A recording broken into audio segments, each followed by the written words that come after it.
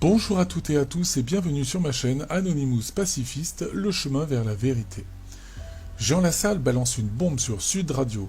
En début d'émission, Jean Lassalle explique qu'Emmanuel Macron ne décide pas. Puis l'émission continue sans que la fameuse question soit posée. Puis vers la fin de cette interview, Elisabeth Lévy, plutôt curieuse, revient sur le sujet et lui dit « J'ai été intrigué par quelque chose que vous avez dit tout à l'heure à Patrick Roger. Vous avez dit Emmanuel Macron ne décide pas. Mais qu'est-ce que vous vouliez dire par là ?»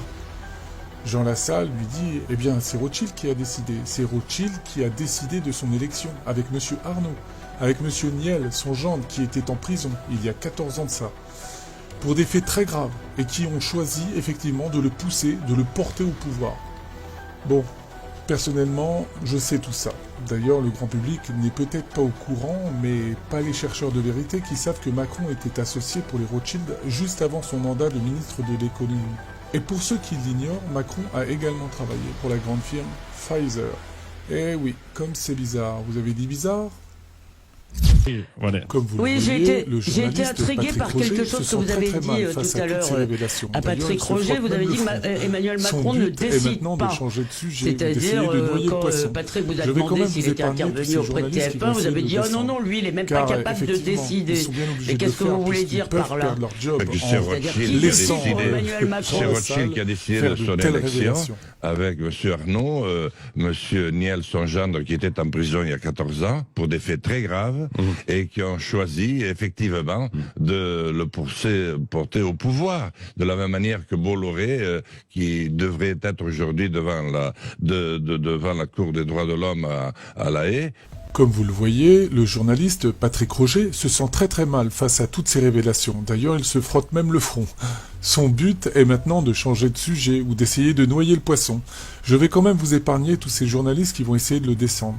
Car effectivement, ils sont bien obligés de le faire puisqu'ils peuvent perdre leur job en laissant Jean Lassalle faire de telles révélations. À nos amis dans Pourquoi? les partis vous y allez fort. sympathiques. Pourquoi Mais à la parce que fois je pour suis les uns et pour les autres, là, parce que vous portez des accusations graves dans la salle. Mais je vais les assumer. Ouais, ouais. N'ayez pas peur. Ouais, non, Je vais les assumer, j'ai toujours assumé. Ouais. Mais pourquoi le sympathique Bolloré continue à acheter 55 maisons d'édition en France, dans ce pays de liberté qui est si jaloux Parlez bien de la près du micro, pensée, je vous entends pas. qui est si jaloux de la pensée, de ce que l'on peut dire, de la liberté de C'est parole la et concentration d'action. des mots.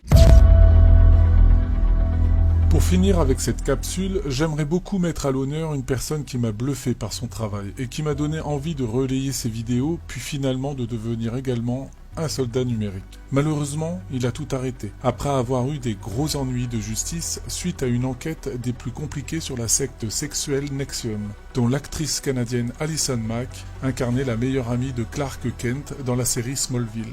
Le nom de sa chaîne est intitulé « L'heure de se réveiller ». Et déjà dans sa vidéo du 6 décembre 2018, intitulée « Gilets jaunes, ce que vous devez savoir », il expliquait qui était Macron, qui l'avait mis au pouvoir, pourquoi ce choix et en toile de fond une guerre imminente. Je vous laisse avec cet extrait qui aujourd'hui nous parle plus que jamais. Certains diront qu'Emmanuel Macron a été imprudent. C'est totalement faux. La hausse des taxes qui semble avoir sorti tout le monde de sa torpeur n'est ni une imprudence, ni une erreur. Le silence assourdissant dont il a également fait preuve concernant cette annonce et qui vous a poussé à fouler le pavé n'est pas non plus la preuve d'une gêne comme certains semblaient le penser. Sa popularité ne fait pas partie de l'équation. Il n'est pas là pour être apprécié, mais pour remplir sa mission. C'est comme ça que je le vis. La conviction qu'il existe une transcendance, oui. Quelque chose qui dépasse, qui vous dépasse, qui vous a précédé et qui restera. Vous devez réaliser que le siège du président de la République française est vacant depuis des années. Il n'y a pas de président de la République en France. Le président de la République n'a plus de pouvoir, ou beaucoup moins de pouvoir, en tout cas qu'avant, mais que les Français, et lui-même aussi, croient qu'il a toujours les mêmes pouvoirs. Les privatisations, il n'y a plus de politique industrielle possible. La globalisation, le marché l'a emporté très largement. Et donc il y a un très grand nombre de choses qu'on croyait à la portée de l'État qui ne le sont plus. La seule personne qui tient la barre aujourd'hui est un banquier dont le commanditaire se trouve être la famille Rothschild, qui a un plan, et un seul. Amener notre navire, qu'est la France, et nous avec, à s'échouer sur les terres d'un nouveau continent se nommant le Nouvel Ordre Mondial. C'est la même règle pour tous les pays. Et cela doit passer par la destruction des nations, de leur politique, de leur culture, ainsi que par le vol de toutes leurs richesses, et c'est bien ce qu'il se passe depuis des années, mais force est de constater que leur plan s'est accéléré depuis qu'Emmanuel Macron a été élu. Non pas par le peuple, mais par les puissants. Il a tout le monde. Mais donc ça veut dire qu'il est habile ou qu'il est fabriqué? Non, il est fabriqué. Bien sûr qu'il est fabriqué. Benoît Hamon avait été choisi pour perdre.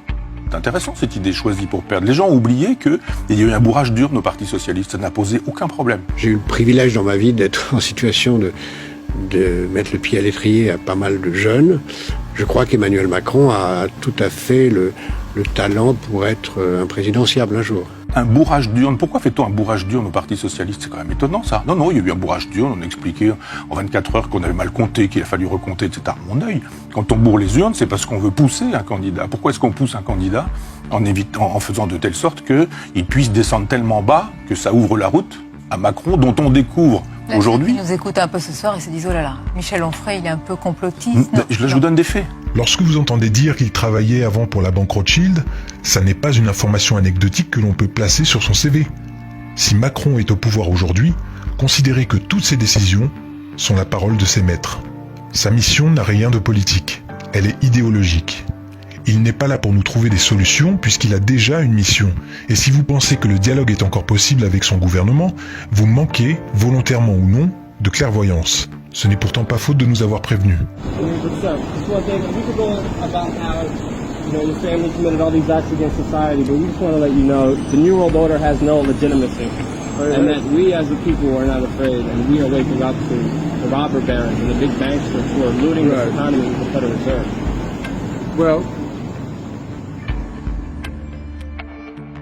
Puisque l'on est sur les Rothschild, un élément que beaucoup n'ont pas identifié et qui relève pourtant d'une importance extrême, leur société a récemment vendu toute leur fiducie. On parle bien des Rothschild, et pas d'un petit groupe de traders, et cette info est passée quasi inaperçue. Je n'ai pas les compétences financières pour vous en faire un cours, mais lorsque les maîtres de ce monde se mettent à tout liquider d'un coup, il y a de quoi s'inquiéter. Et ce n'est pas sans rappeler ce qui précéda les nombreuses crises financières passées, ainsi que les grandes guerres. Un autre élément à prendre en compte est la dédollarisation actuelle de Moscou et de la Chine. У нас нет цели уходить от доллара. Доллар уходит от нас. Vous devez comprendre que lorsque je parlais au mois d'avril du démarrage de la 3e guerre mondiale cette année, annonce qui fut par ailleurs moquée par certains car ils n'avaient toujours pas reçu de bombes nucléaires sur la tête depuis, il n'en est pas moins que cette 3e guerre mondiale a bien commencé d'un point de vue économique. Tous les pions sont en train de se mettre en place. Moscou revendant tous ses bons du trésor américain afin d'acheter plus de 92 tonnes d'or cet été, affichant un poids historique de 2000 tonnes d'or, jamais dépassé depuis 1941. И те, кто принимают соответствующие решения, они стреляют себе уже не в ногу, а чуть выше. Потому что такая нестабильность в расчетах в долларах, она вызывает желание очень многих экономик мира найти альтернативные резервные валюты и создать независимые от доллара системы расчета. Renseignez-vous et vous pourrez comprendre que les difficultés que nous connaissons aujourd'hui ne sont que le sas d'entrée d'une crise économique que notre pays, l'Europe, le monde va connaître très prochainement. Je tiens d'ailleurs à revenir sur un des numéros du magazine The Economist, dont les propriétaires se trouvent être, je vous laisse deviner, les Rothschild, et dont la couverture du 9 janvier 1988 représente un phénix se tenant debout sur différentes devises en flammes. Le gros titre de cette couverture, « Soyez prêts pour une devise mondiale ». Une crise mondiale était déjà en préparation et si vous souhaitez en connaître la date, je vais vous demander de porter votre attention sur la médaille en or que porte ce phénix. Une devise unique pour un nouvel ordre mondial, prévue alors pour 2018. Et même si l'on sait que les Rothschild ont 1 à 2 années de retard, je vous laisse en tirer vos propres conclusions. Je sais que beaucoup de lanceurs d'alerte ont subi comme moi les railleries depuis des années, nous reléguant tout de suite dans la case des théoriciens du complot, chaque fois que nous prononcions le mot « nouvel ordre mondial ». Entre parenthèses, si je voulais vraiment passer pour un gros théoricien du complot, je n'aurais qu'à parler du nom de domaine giletsjaunes.com qui a été acheté le lendemain de la présidence d'Emmanuel Macron. Là, vous pourriez me dire en effet que je vais trop loin. Merci à mon tipeur de m'avoir fait remonter cette drôle d'info, cela dit. Fermons la parenthèse.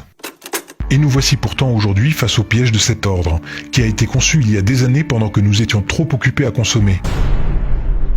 our fifth objective. A new world order can emerge. On ira ensemble vers ce nouvel ordre mondial. Attali nous dit la solution c'est le gouvernement mondial, la Banque centrale mondiale. The international order that we have worked for generations to build. Et la condition d'un nouvel ordre mondial plus stable. On va vers ça. Est-ce qu'on ira à la place de la guerre ou après la guerre? Je ne sais pas. Our strongest beliefs are challenged by the rise of a yet unknown new world order. Et personne, je dis bien, personne ne pourra s'y opposer. Ce piège se referme sur nous, et bien que l'espoir d'un réveil national, voire mondial, subsiste toujours en moi, il m'est très difficile de ne pas songer au fait qu'il soit trop tard. Car c'est exactement ce que penserait une personne qui sonne l'alerte depuis des années face à la masse. Celle-ci n'ayant que pour seule réponse « Jusqu'ici, tout va bien ».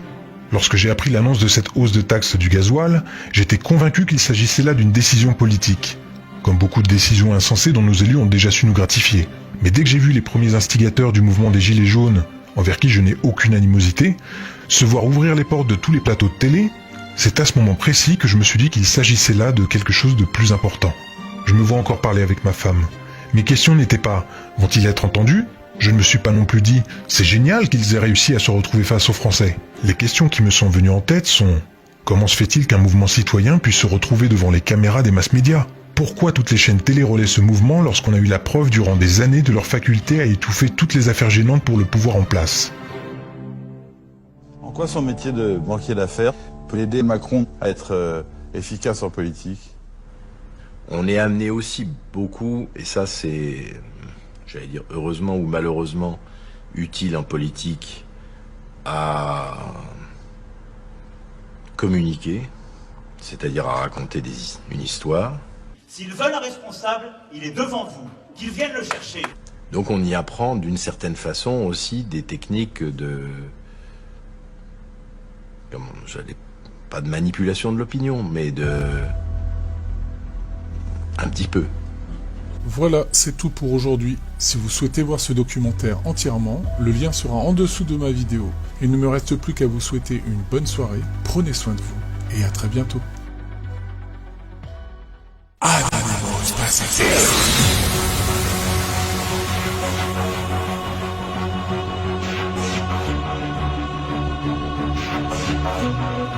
Le chemin vers la vérité.